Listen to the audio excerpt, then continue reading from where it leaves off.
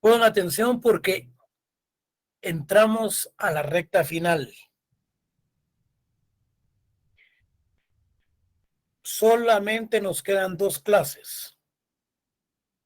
La del próximo miércoles y viernes. Y la de hoy, desde luego. El examen es el 1 de marzo, si no estoy mal, creo que el día miércoles. Entonces quiero que me pongan atención porque solamente nos quedan la cátedra de hoy, el próximo miércoles y viernes.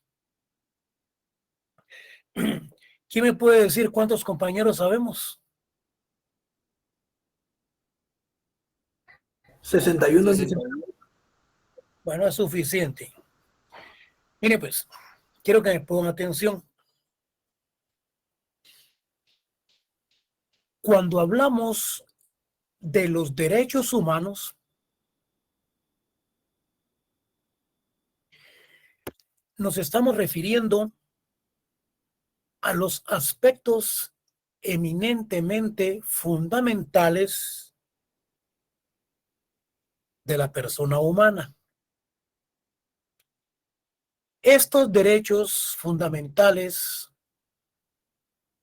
radican fundamentalmente en proteger la vida, en proteger la salud, en proteger la educación, en la cultura, etcétera. Es decir, pues son esos derechos categóricamente inherentes del género humano. Así son los derechos humanos. Pongan atención. Cuando hablamos, pero les voy a dar una definición para que ustedes se formen una idea muy más generalizada cuando entremos a ver cada una de esta conceptualización que tenemos ahí en la pantalla. Vean, esos derechos humanos son las facultades e instituciones que en cada momento histórico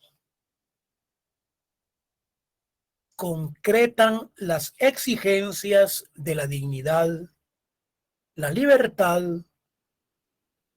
y la igualdad humana. Aquí hay 3 aspectos fundamentales: dignidad, libertad y la igualdad humana. Elementos fundamentales, los cuales están inmersos en los derechos humanos, los cuales deben de ser reconocidos positivamente por los ordenamientos jurídicos internos, así como por el ordenamiento jurídico internacional. Cuando hablamos de ese ordenamiento jurídico interno, jóvenes, ustedes ya ganaron este curso, ustedes ya saben todo esto. Solo me gustaría solo darle una media pasadita porque ustedes ya este curso ya lo ganaron bien, y era requisito para recibir el que están recibir el de pueblos indígenas. Entonces, todo esto está preceptuado en el capítulo 2 de la Constitución Política de la República de Guatemala, que se refiere específicamente a los derechos humanos. Entonces, ya con ese preámbulo, ustedes además categóricamente ya están formados y están preparados en virtud de este curso, ya lo aprobaron. Yo creo que, y lo aprobaron en 6 meses. Y yo se los voy a dar en 1 hora. Pero pongan atención. Y ojalá que como lo hayan recibido, pues sea parecido o lo hayan recibido mejor que el que vamos a ver el día de hoy. Conclusión: que los derechos humanos son los mismos, los inherentes de una persona humana. ahí no hay pierde. Pero hay algo muy importante que a través de la historia se presentan en 3 puntos de vista: religioso, el just naturalista y el positivista. Cualquiera de ustedes me dice, bueno, yo de acuerdo a la experiencia que tengo y como ya recibí el curso, pues yo creo que es el punto de vista religioso el donde tiene su fundamento. Otro joven puede decir, bueno, yo el naturalista porque puede ser la naturaleza, etcétera. Bueno, yo pues tengo mi propia concepción y soy objetivo y soy más positivista. Bueno, cuando hablamos desde el punto religioso, nos dice la historia que los derechos humanos nacen, crecen, porque estos provienen de una divinidad. Es decir, que provienen de un poder superior. Estos aspectos, a través de la historia, principalmente religioso, dice que estos son creados por Dios. Y por eso se consideran que estos derechos a través de la historia son de carácter eminentemente religioso. Yo sé que hay varios que tienen varias teorías, son evangélicos, son católicos, son apostólicos romanos, son, bueno, y creen, tienen sus propias concepciones ideológicas. Cuando hablamos, pero como esto viene a través de la historia,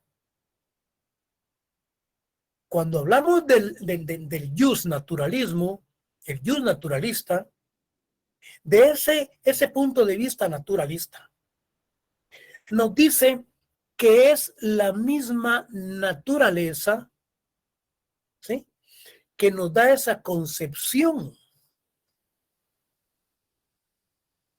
como personas humanas, como género humano. Somos inherentes a ese derecho humano. Y cuando nos referimos a esta concepción positivista, atención, nos dice que es el Estado el creador del ordenamiento jurídico plenamente establecido a través de su órgano legislativo, que es el encargado de la creación de la ley. Como consecuencia, jóvenes, esta corriente positivista es la que nos explica que los derechos humanos son derechos inherentes a la persona humana, pero tienen que estar regulados a nivel nacional e internacionalmente por un ordenamiento jurídico plenamente establecido. Y tiene que ser creado por el Estado a través del órgano legislativo, Congreso de la República. Bueno, atención. Los derechos humanos también se les ha reconocido como derechos de primera generación. ¿Por qué son llamados derechos civiles y políticos, jóvenes?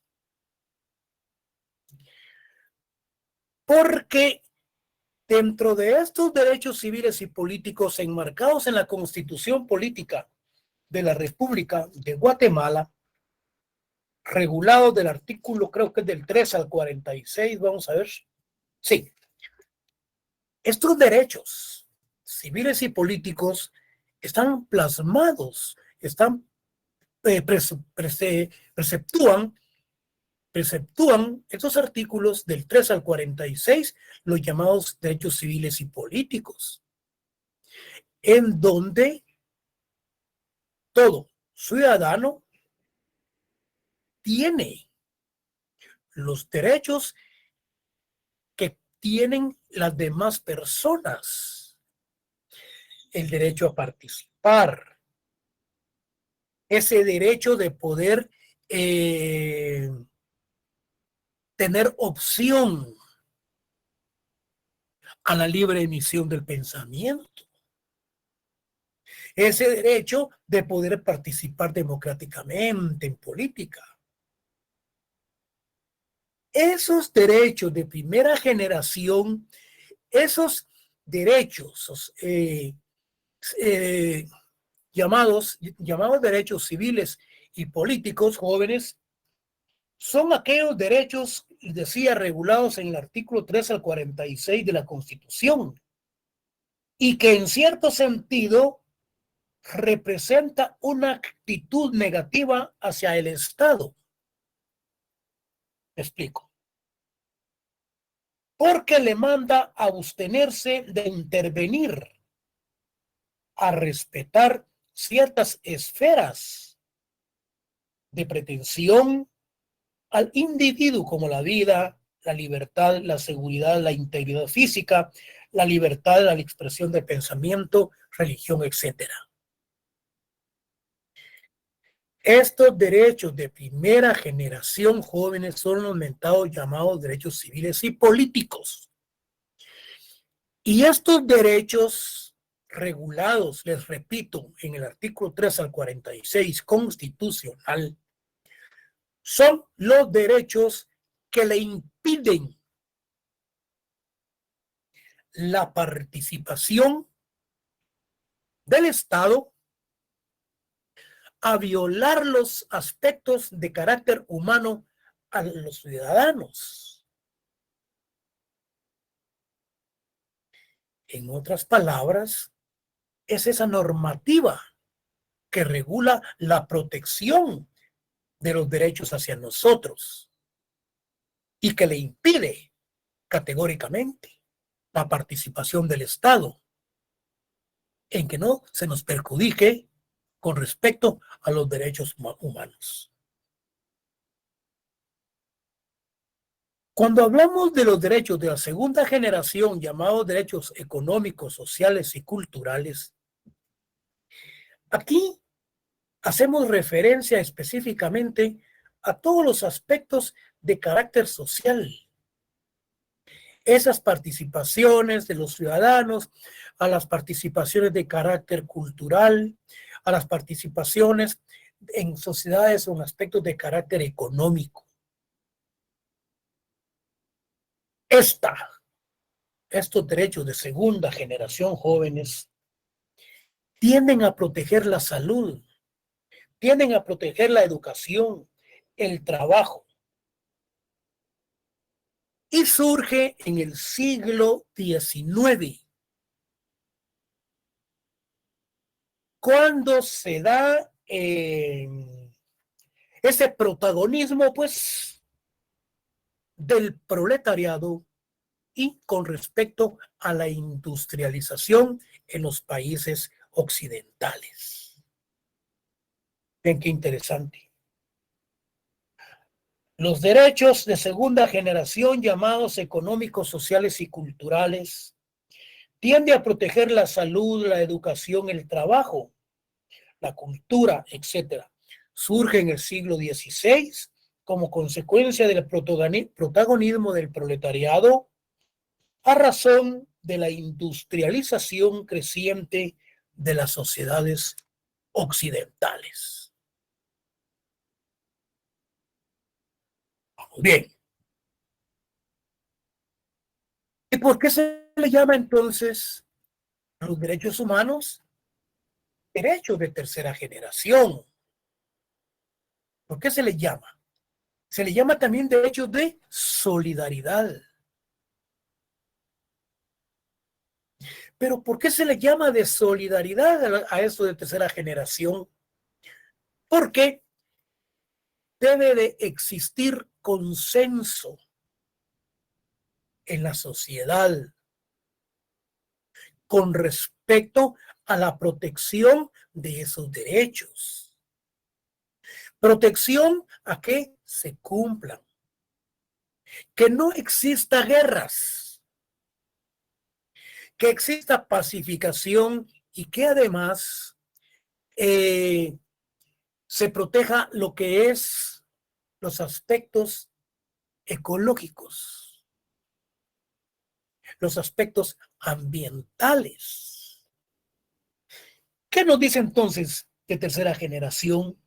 Surge como consecuencia para la protección, lo que les mencionaba, el medio ambiente, la ecología, suspensión de las guerras, que afectan la paz sobre la determinación de los pueblos. Se requiere el esfuerzo entonces conjunto de todos los individuos, instituciones públicas, privadas, los estados internos, así también como las organizaciones internacionales. Eso que les acabo de explicar es lo que vamos a ver el día de hoy. Eso es la materia de hoy. Bueno, hoy entonces le vamos a entrar a la lectura y les voy a ir explicando aspectos que yo creo que son muy importantes. Miren pues, ¿tienen alguna duda? Me interrumpen y le damos. Miren pues, los derechos humanos son los derechos que tenemos básicamente por existir como seres humanos. Están garantizados. Están garantizados por el Estado.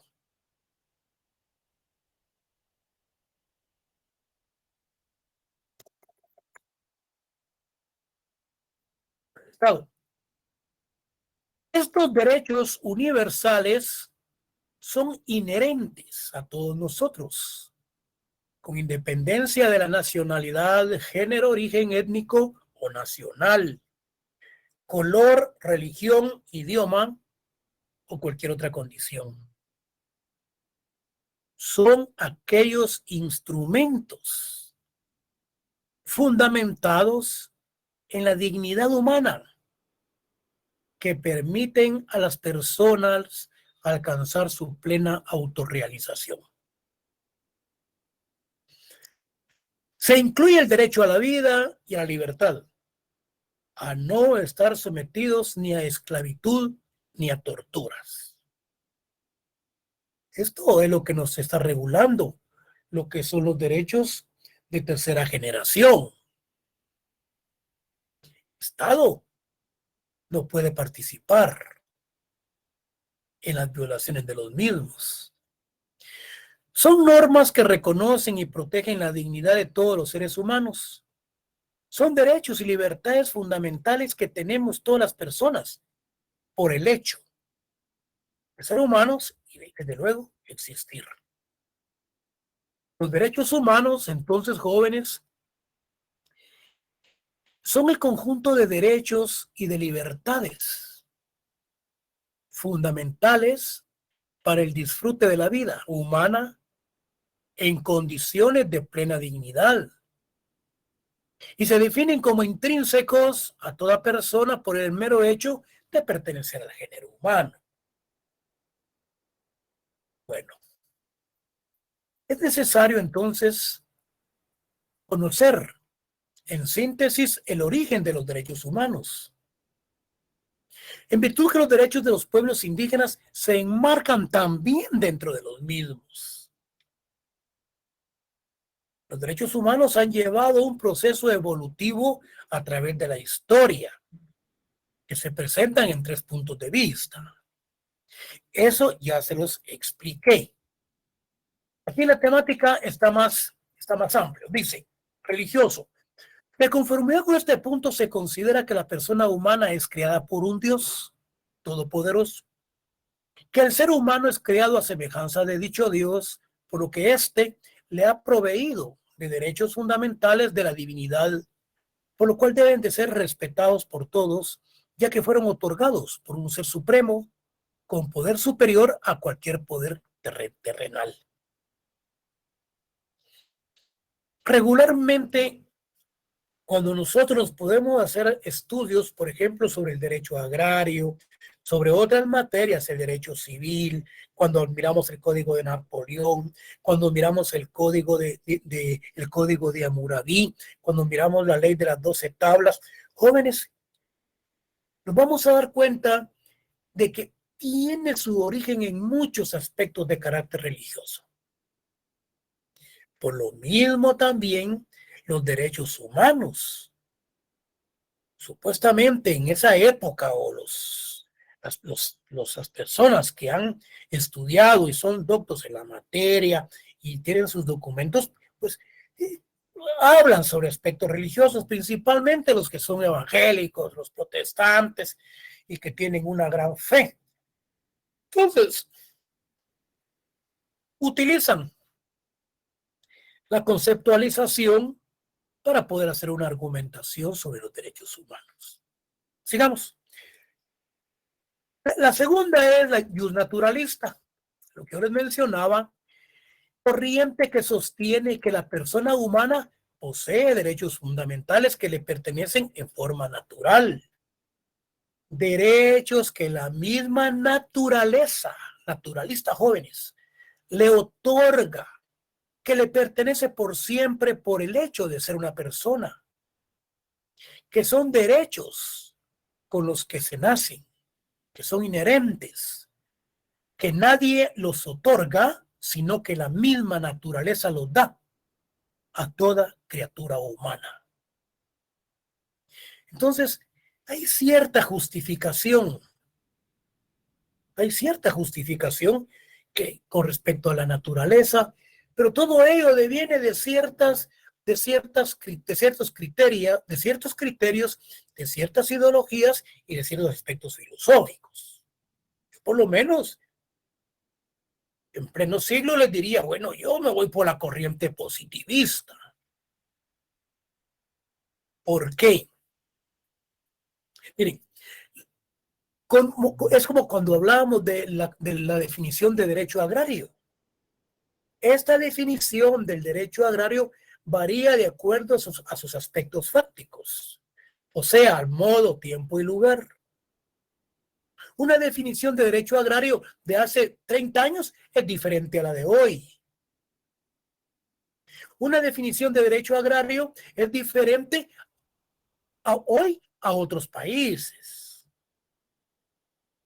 Entonces, por lo mismo, ha venido todo esto evolucionando. ¿Y qué nos dice entonces este aspecto de carácter positivista? Nos dice que es el Estado, fíjense ustedes, por medio de su órgano legislativo, que es el encargado de la creación de la norma positiva, que es el encargado del ordenamiento jurídico plenamente establecido. Entonces, nos vamos al capítulo 2 de la Constitución Política, ahí nos habla de los derechos humanos. Si nos vamos del 3 al 46, nos habla de los aspectos políticos, de los civiles y políticos. Entonces, esta corriente positiva es el Estado por medio de su órgano, por medio de su aparato legislativo, que crea el ordenamiento jurídico positivista relacionado con los derechos humanos. ¿Qué dice entonces? Que es una corriente que considera que estos derechos son aquellos que se obtienen a través del procedimiento de creación de la ley. ¿Y quién crea la ley? Lo que significa que únicamente se consideran como derechos fundamentales creados, promulgados y sancionados por el Estado a través de un proceso legislativo. Miren qué interesante. El día 1 de marzo, el día del examen, yo les pregunto, Es una corriente sobre los derechos humanos que definitivamente es creada por el Estado a través de sus órganos legislativos. ¿A qué derechos humanos nos estamos refiriendo? ¿A qué aspecto? Más que todo, hablamos de esos derechos. Entonces nos estamos refiriendo a esa corriente eminentemente positivista. Pero les puedo preguntar, corriente que es creada por la divinidad o por un... Entonces es la religiosa. No tener jóvenes, solo es cuestión de que escuchen la cátedra. Y que se recuerden el día del examen, el 1 de marzo, que es día miércoles. Pues vamos a sustentar el examen. El examen no es algo represivo ni viene con sesgo, jóvenes. Como les he mencionado, solo es para ver hasta dónde ha llegado esa enseñanza-aprendizaje, para ver cómo han entendido los estudiantes. Bueno, miren pues, con atención. No me río, jóvenes, porque les estoy dando el examen. Solamente aquel que no recibió la cátedra es el que no va a poder contestar. Miren pues, en su desarrollo evolutivo de los derechos humanos, estos derechos son escritos, principalmente son reconocidos en Inglaterra en el documento denominado Bill of Rights. Fíjense pues. Después de grandes movimientos sociales en el año de 1989 en Inglaterra, entonces el rey Juan Sin Tierra, por medio de este instrumento de Bill of Rights, a través de este instrumento, él reconoció los derechos fundamentales de sus súbditos y se comprometió a respetarlos. Quiere decir de que desde Occidente todo eso ya viene respetándose y viene evolucionando. ¿Por qué menciono lo que es la evolución de los derechos humanos, jóvenes? Vamos, se nos da tiempo. Ahí tengo unas sentencias de la Corte de Constitucionalidad en donde resuelve con respecto al artículo 46 de la Constitución que el derecho internacional prevalece sobre el interno, y el 44, el 244 nos dice de que es el derecho interno el que debe de prevalecer.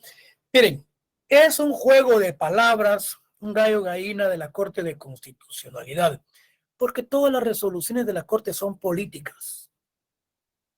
Y dicen que no debe de haber enfrentamiento entre el derecho interno y el internacional, sino que no debe de haber confrontaciones, sino que lo que debe de haber es armonía, armonizar e interpretar la ley de conformidad con los derechos humanos. Yo no recuerdo si fue con ustedes cuando he mencionado que cuando se hablaba de un movimiento revolucionario en Guatemala, señores, el CACIF se le paraba el pelo. Cuando se hablaba de un movimiento revolucionario de carácter agrario, porque los campesinos agarraban sus palos, sus troncos, sus piochas y se ponían ya a marcar sus tierras. Pero hoy no.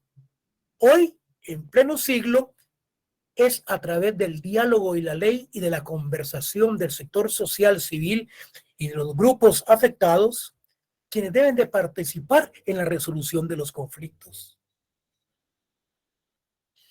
El por qué el Tribunal Supremo Electoral está inscribiendo, si no estoy mal, a un candidato de Santa Rosa, el cual no tiene dignidad, es irrespetuoso, tiene demandas en Estados Unidos, etcétera, etcétera. ¿Y por qué lo inscribieron? Si constitucionalmente él no puede participar. ¿Qué dice el Tribunal Supremo? Que ha pasado cierto lapso y como consecuencia él ha recuperado, como otros, sus derechos civiles y políticos y puede participar en política. ¿Por qué? Porque dice que los mismos derechos humanos lo protegen, porque eso ya feneció y ya pasó a formar parte de. Señores, el año pasado salió en los medios de comunicación en unos documentos de carácter internacional en donde dice que los derechos humanos protegen a la señora Ríos, hija de Ríos Montt, etcétera, etcétera, y que los derechos humanos la protegen a ella por ser una inherente a los mismos, etcétera, etcétera. Señores, pero la Constitución Política de la República dice que la hija de un golpista no puede ser candidata a presidente. Y no la han inscrito ya por 2 veces, no sabemos ahora qué va a suceder, si van a utilizar esa resolución con respecto a los derechos humanos, porque los derechos humanos protegen realmente al delincuente. Aquí a la persona honrada, olvídense, mejor lo estafan y lo explotan los policías y todos los de Metra y toda esa raza de corruptos. Entonces,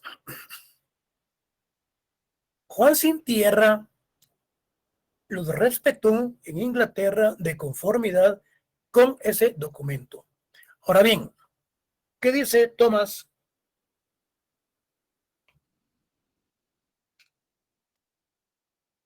Thomas Wergenthal dice, en el Manual Internacional de los Derechos Humanos, dice que el derecho internacional moderno de los derechos humanos se define como aquella rama del derecho internacional que se ocupa del establecimiento y promoción de los derechos humanos y de la protección de individuos o grupos de individuos en el caso de violaciones gubernamentales de derechos humanos. Señores, aquí tenemos la respuesta. El derecho internacional moderno de los derechos humanos dice que se define como la rama del derecho internacional que se ocupa del establecimiento y de promociones de los derechos humanos y de proteger al individuo o grupos de individuos en el caso de violaciones gubernamentales de derechos humanos.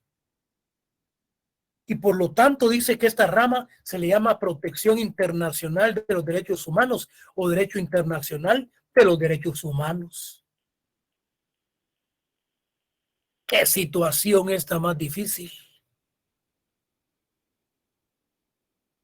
Que cualquier persona que comete un hecho delictivo cumple la pena, sale de prisión, recupera sus derechos civiles y políticos y como consecuencia lo protegen los derechos humanos modernos. Fíjense ustedes, el derecho internacional. Y por eso es que están inscribiendo a Alfonso Portillo y también a Valdizón y a un gran montón de corruptos.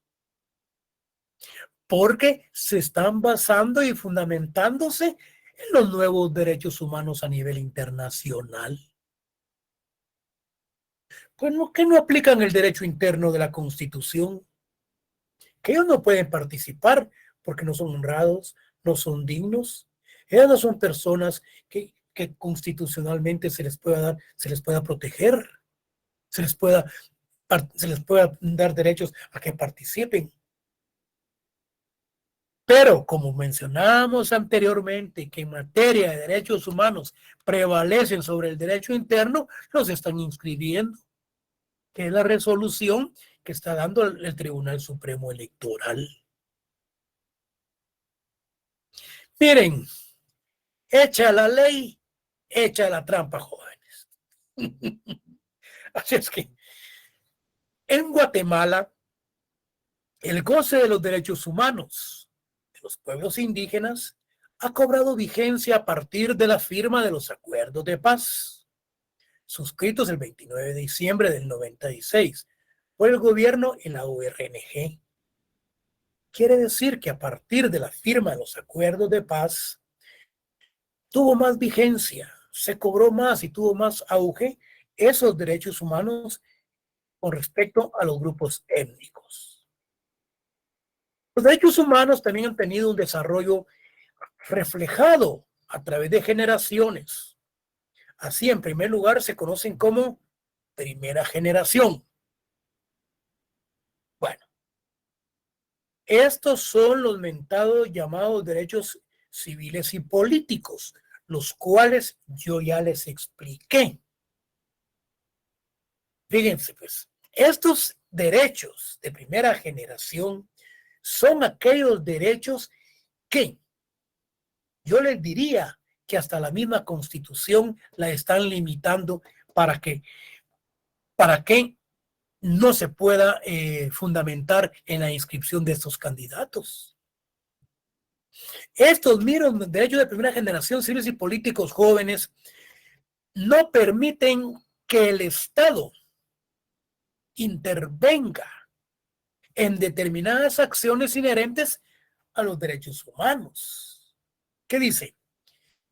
Los llamados de primera generación, o sea, los civiles y políticos, que se sustentan en la protección de la libertad, la seguridad e integridad de las personas, o sea que constituye un límite que pretende evitar la intervención del Estado en ciertos derechos que se consideran inherentes a la persona, con el fin de limitar el poder del Estado. En otras palabras, quiere decir que estos derechos civiles y políticos coartan la intervención del Estado, por lo cual hace que se garantice la independencia de la persona y que están contemplados principalmente lo que yo les mencionaba del artículo 3 al 46 constitucional, y que en cierto sentido representa una actitud negativa hacia el Estado, porque le mandan a abstenerse de intervenir, a respetar ciertas esferas que pertenecen al individuo. Entonces, estos derechos civiles y políticos coartan la participación del Estado y permite que los derechos humanos le protejan la vida, la libertad, la seguridad física, libertad de pensamiento, libertad de religión. Aquí solo faltó que pusieran la libertad de participación política, de ser diputados. Solo les faltó. Bueno, como dice Arnoldo Brenes en su escrito Un llamado a la responsabilidad, dice: los primeros derechos humanos en ser reconocidos históricamente son los llamados civiles y políticos, cuyo reconocimiento se produce como consecuencia de los abusos de las monarquías y gobiernos absolutistas del siglo XVIII y que coinciden con los movimientos democráticos de fines de este siglo. Aquí él dice por qué es que surgieron y por qué es que nacieron. Porque él dice que las monarquías anteriores abusaban de esos derechos y por lo tanto les coartaron los aspectos relacionados que mencionábamos anteriormente: la salud, aspectos económicos, sociales, políticos, etcétera, la religión, etcétera.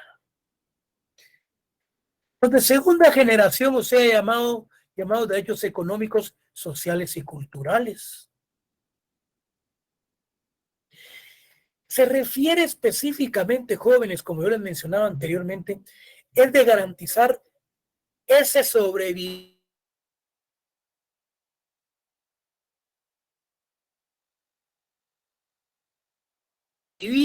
es de garantizar la libertad individual, proteger estos derechos socioeconómicos, sociales y culturales, es de disfrutar y la satisfacción, por ejemplo, la salud, la educación, trabajo, la cultura, lo que yo les mencionaba cuando les explicaba.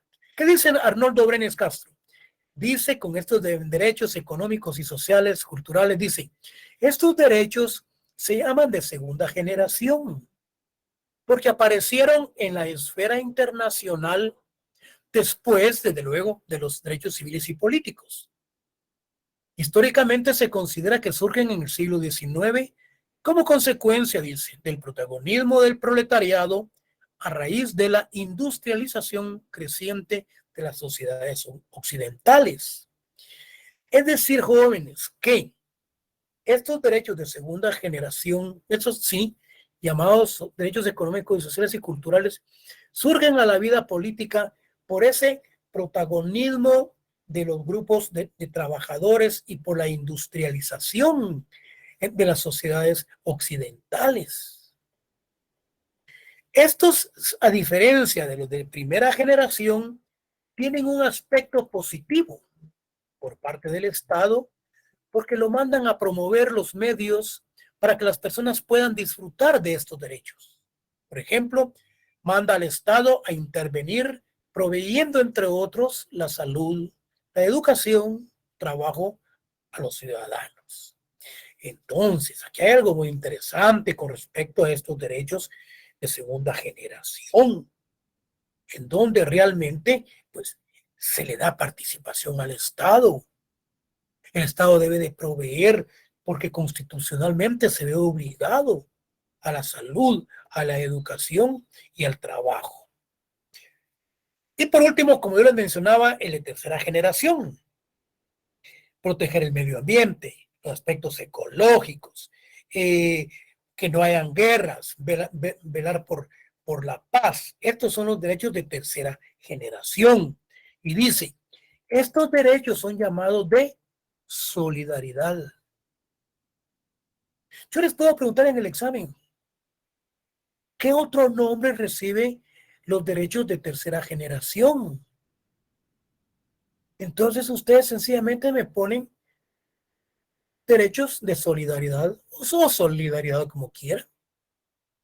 Entonces, posteriormente a los derechos de primera y segunda generación van surgiendo nuevos problemas sociales que constituyen amenazas para el bienestar de la persona humana. Como miembros de un grupo social, como ejemplo, les decía, daños a la ecología, al medio ambiente. Debe delimitarse las guerras, porque afectan definitivamente la paz. La libre determinación de los pueblos, como dice Breves. ¿Qué dice? Dice, la toma de conciencia, dice, de los mismos se produjo en especial a partir de la década de los 60.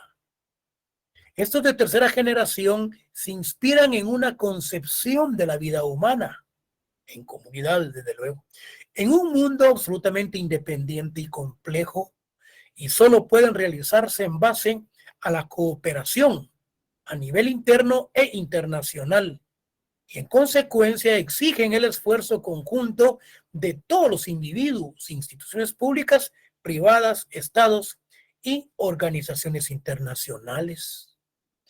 Por eso es que se le llama derechos de tercera generación o derechos de solidaridad, porque debe de existir un consenso definitivamente en esas instituciones a niveles internos como internacionalmente, y que tiendan a proteger el medio ambiente, los aspectos ecológicos principalmente, velar por la paz y todos los aspectos en el desarrollo humano.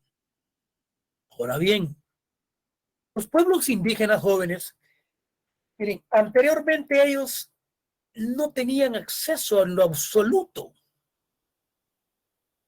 Primera generación, segunda generación, tercera generación. Sin embargo, hay algo muy interesante con elementos de los cuales vamos a darle lectura en este momento y vamos a ir explicando. Fíjense, los pueblos indígenas no tuvieron acceso al disfrute de esos derechos fundamentales. Entonces, ¿a partir de cuándo? Bueno, ustedes ya lo saben.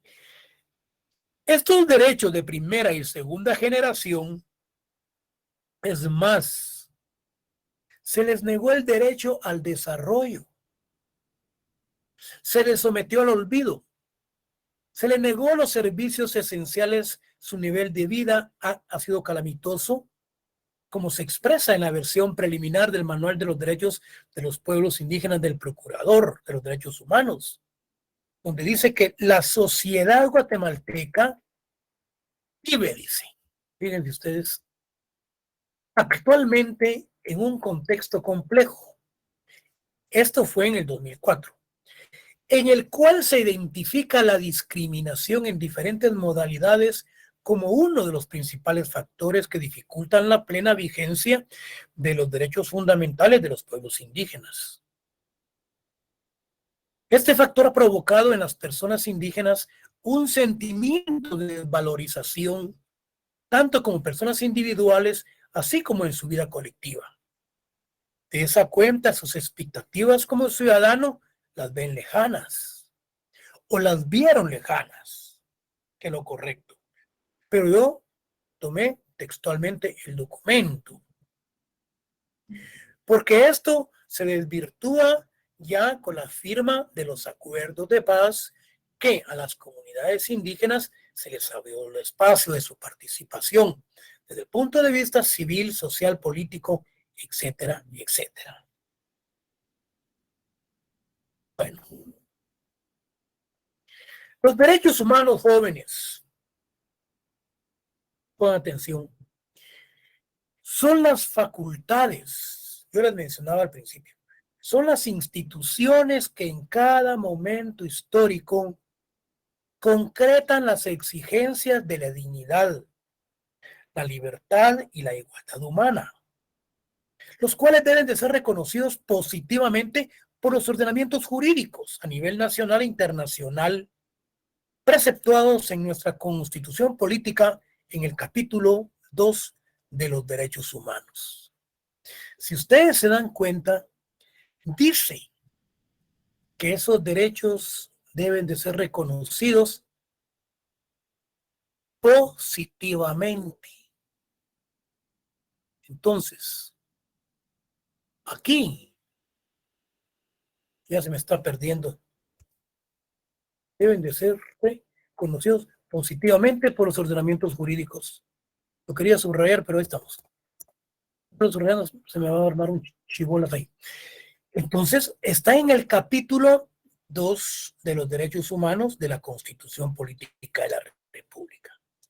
Bueno, miren pues. Yo no sé si fue con ustedes, pero me puse a analizar el artículo 46 de la Constitución Política de la República de Guatemala. Pero para ello, yo tengo mi propia concepción positivista al respecto. Sin embargo, yo les he mencionado que la Corte de Constitucionalidad, la mayor parte de sus resoluciones, de sus sentencias, son de carácter política.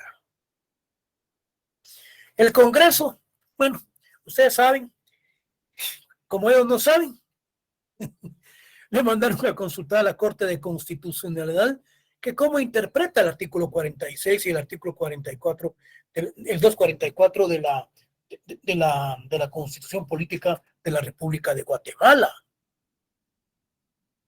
Bueno, yo les decía que la Corte de Constitucionalidad no le busca, a ellos no les encanta, no les busca, no les gusta el confrontamiento en lo absoluto. Por lo tanto, ellos siempre tienden a darle salidas políticas o salidas salomónicas a todas sus consultas. ¿El por qué? ¿Cómo interpretan ellos el artículo 46? ¿Cómo interpretan ellos el 244 de la Constitución? ¿El por qué los tribunales deben de dictar sentencias apegados al ordenamiento jurídico interno, el cual prevalece sobre cualquier norma, convenio, convenio? Y el 46 dice que en derechos humanos este prevalece sobre el interno. Señores, ¿cómo resuelve la Corte? Dice que no debe de haber confrontación. Dice que no debe haber dicotomía en los mismos. Dice que debe de haber una armonización en cuanto a su interpretación. De lo contrario, pues hay que irnos a la derogatoria de las leyes a través de una consulta popular o a través de una constituyente. Eso es lo que ellos dicen en lo que yo les estoy explicando. ¿Qué es lo que dice la Corte? Miren pues.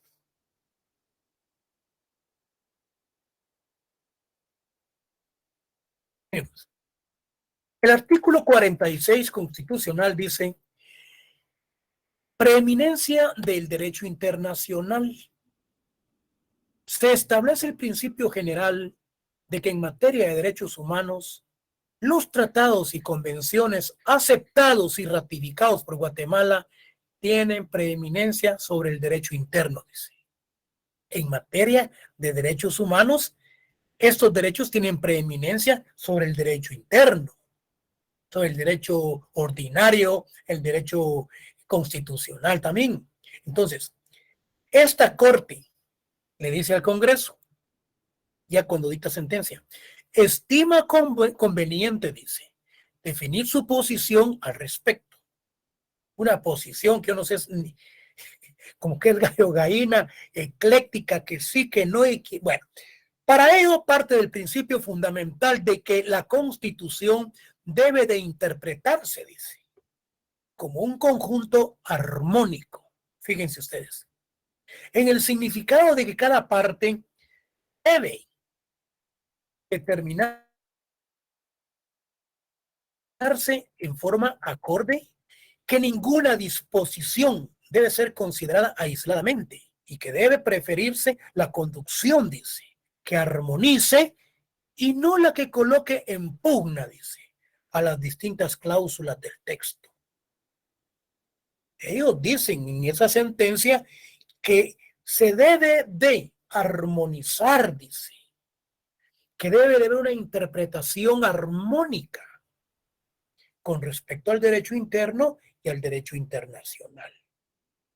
Bueno, en primer término dice el hecho de que la Constitución haya establecido esa supremacía sobre el derecho interno debe entenderse como su reconocimiento a la...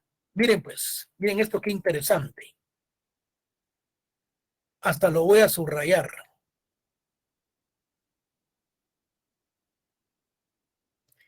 Fíjense pues, miren qué interesante esto, lo que dice. En primer término, dice la Corte de Constitucionalidad, el hecho de que la Constitución, dice, haya establecido esa supremacía sobre el derecho interno, es decir, la supremacía del internacional sobre el interno, dice, debe entenderse como su reconocimiento a la evolución que en materia de derechos humanos se ha dado y tiene que ir dando. ¿Qué significa esto?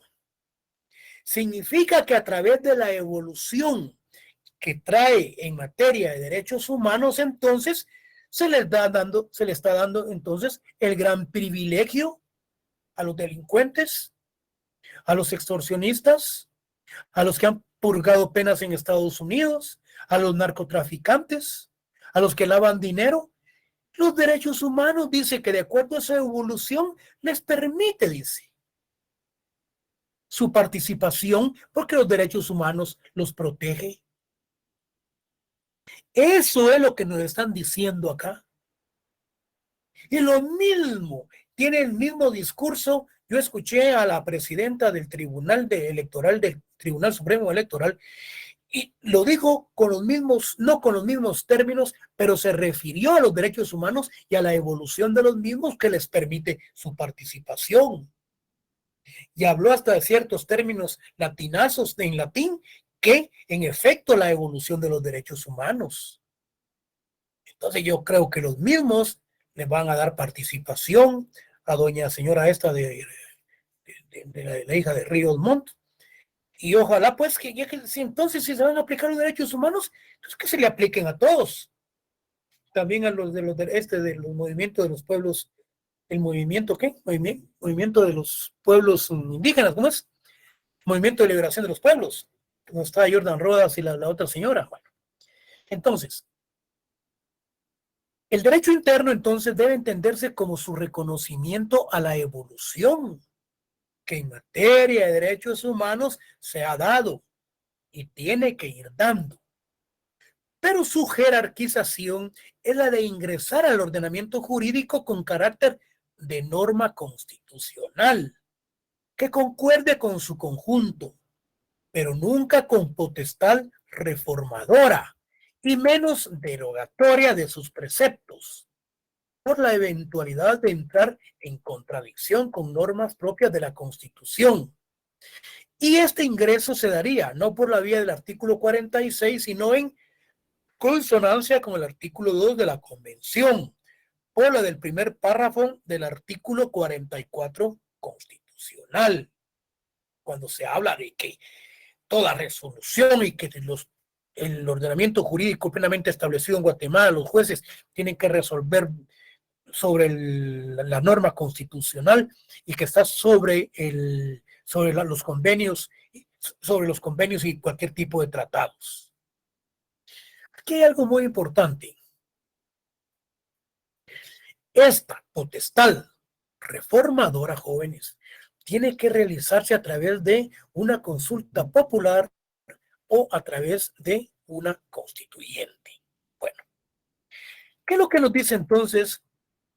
El artículo 46 jerarquiza tales derechos humanos con rango superior a la legislación ordinaria o derivada, pero no puede reconocerse superioridad sobre la Constitución. Miren pues, la resolución. El artículo 46 jerarquiza tales derechos humanos con rango superior a la legislación ordinaria o derivada. Pero, dicen ellos, no puede reconocerse superioridad sobre la Constitución, pero sí tales derechos en el caso de serlo, porque guardan armonía con la misma.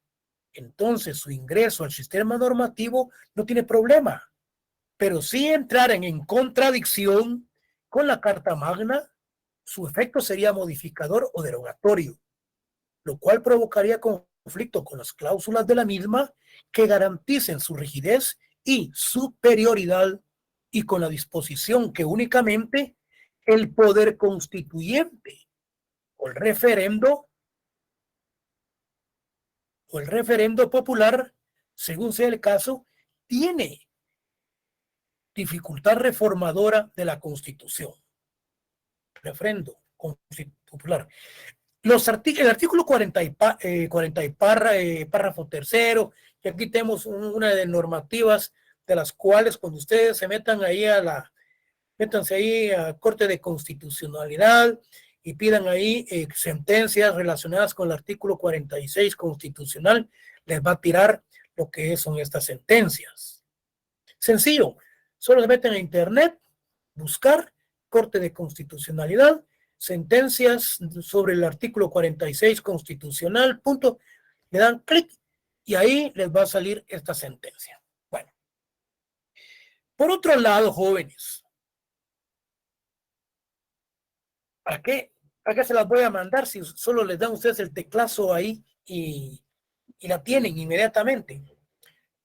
A mí me ha costado sacar todo eso y estárselos mandando. No, solo deben ir tranquilos. Así como todas las bibliografías que les mandé, ahí está toda la documentación en donde he estado analizando y estudiando cada uno de los temas por los cuales viene el examen. Les mandé más de 100 bibliografías. Y ahí encuentran ustedes la temática sobre cada uno de todo lo que hemos visto. Bueno, por otro lado, la pretensión de preeminencia sobre la Constitución tendría sentido si la norma convencional entrase en contravención con la primera, puesto que la compatibilidad no ofrece problemas a la luz de lo establecido en el artículo 44 constitucional.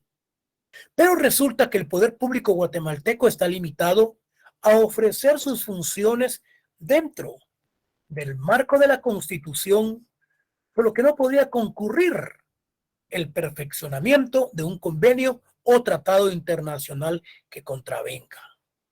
¿Qué es lo que dice el artículo 44? Lo vamos a ver adelante. Los tratados, dice. Vamos a ver, los tratados y convenios internacionales en cuya categoría se encuentra la Declaración Americana de los Derechos y Deberes del Hombre, la Declaración Universal de los Derechos Humanos y la Convención Americana sobre Derechos Humanos, estos no son parámetros para establecer la constitucionalidad de una ley o de una norma. Oigan bien lo que dice la Corte.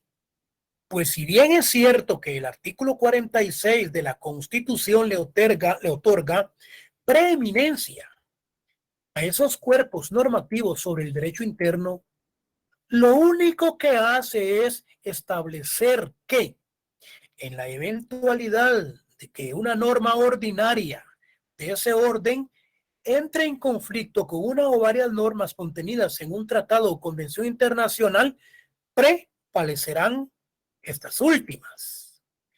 Para ello, no significa, como se dijo, que las mismas pueden utilizarse como parámetro de constitucionalidad.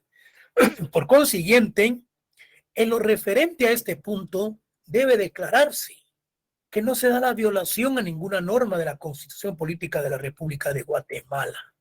Fíjense ustedes lo que resuelve la Corte. Luego viene la Corte y analiza el artículo 204. Dice, condiciones esenciales de la administración de justicia, dice. Los tribunales de justicia, dice, en toda resolución, fíjense pues, los tribunales de justicia, dice el artículo, en toda resolución o sentencia, tienen que ver obligadamente el principio de que la Constitución prevalece sobre cualquier ley o tratado, lo que nos dice la Constitución. ¿Qué es lo que nos dice el 46? Que en materia de derechos humanos prevalece la ley internacional. ¿Pero qué resuelve la Corte? Eclécticamente.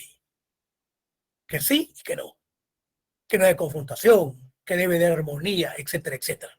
Entonces, ¿qué resuelve la Corte? Miren, pues, uno de los principios fundamentales, dice la Corte, que informa, vamos a ver, uno de los principios fundamentales dice que la Corte, vamos a ver, informa que el derecho guatemalteco, dice, es de supremacía constitucional.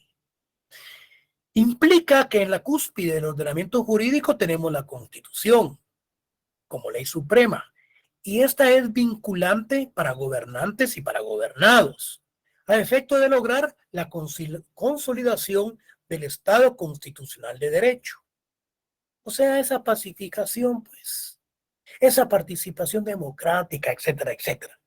Vamos a ver lo que es el derecho corrupto en Guatemala.